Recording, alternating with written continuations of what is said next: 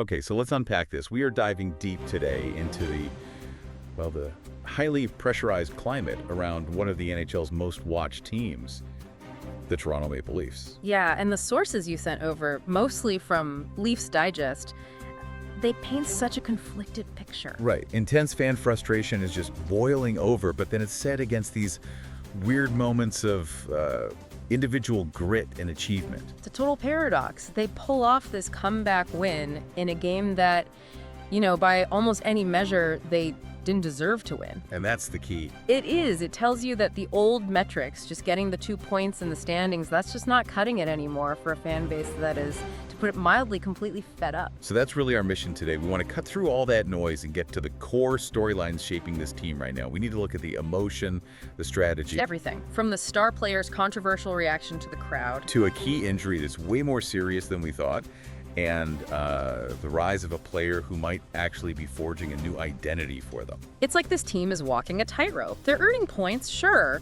but they are absolutely not earning respect. And with that much salary on the books, Huh? that's a dangerous place to be. A very dangerous place. So this is where the tension really it explodes. Even with that dramatic comeback win, the word for the season is still disappointing. Relentlessly. And the sources are really zeroing in on two people who are, they're polarizing the fans. Coach Craig Brew and star player Austin Matthews. Let's start with the coaching, because that seems immediate. It's intense. The calls for Brew to be fired weren't just after the game, they were happening during the game. Yeah, I saw that. After the first period and then again after the second. I mean, the win barely even quieted it down. It was just a temporary relief. And the debate isn't really about systems or tactics. No, it's about effort. Has Brew lost the locker room? Yeah. Are the players just tuning him out? Or is he just unable to convey the message to this specific group? And for the GM, Brad Living, that's a critical distinction, isn't it? Oh, it's everything. Because in a salary cap world, it's a lot cheaper to fire the coach than to trade all the players. Exactly. And the real problem is that this team looks apathetic for like 55 minutes of a 60-minute game. A comeback win is great, but it's a Band-Aid. It doesn't fix the underlying disease of just inconsistent effort. And that inconsistent effort leads us right to the Matthews controversy. The celebration. The celebration. He's described as having a very big fall off this year, which is kind of the backdrop for all this. And then he scores, and he puts his hand to his ear. And that one gesture just completely split the fan base. It's amazing. On one side, you have the people defending it. Right. They see it as necessary emotion. He's getting the crowd fired up. And the sources did say the building was absolutely rocking after that third goal. They saw it as a star player finally showing some fire instead of that, apathy everyone's been criticizing. But the other side of that argument is just as strong, maybe stronger, because it's rooted in years of frustration. They feel it's totally unwarranted, that the team and Matthews as the leader deserved the boos because of how apathetic they'd been playing up to that point.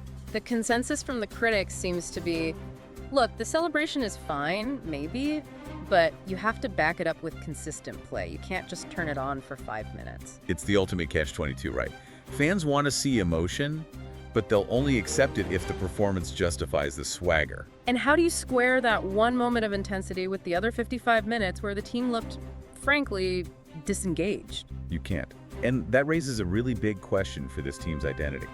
Is Matthews' reaction a sign of that internal fire they need, or is it showing a massive disconnect between the players and the fans who pay their salaries? Especially when the sources are warning that if they keep playing like this, with just a semblance of effort, They're going to miss the playoffs by a hefty margin. yeah, that momentary defiance doesn't solve the long-term problem.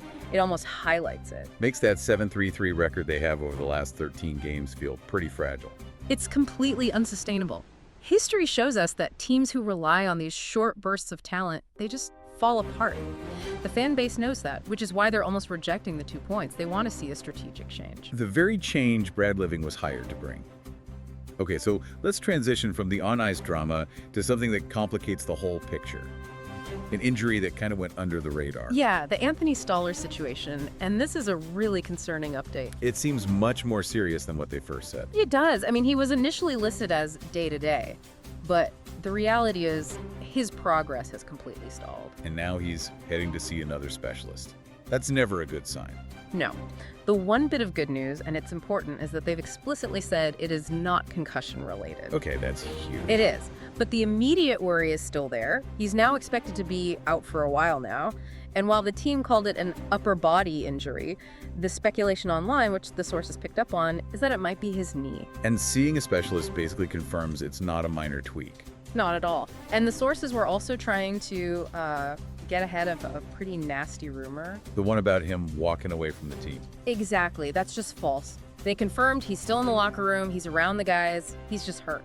What's fascinating to me, though, is how quickly some fans jumped on his contract. Oh, immediately. He got that big extension in the offseason, a cornerstone piece for this GM, and now people on social media are already calling it one of the team's worst contracts. It just shows you the level of anxiety around any big money deal on this roster.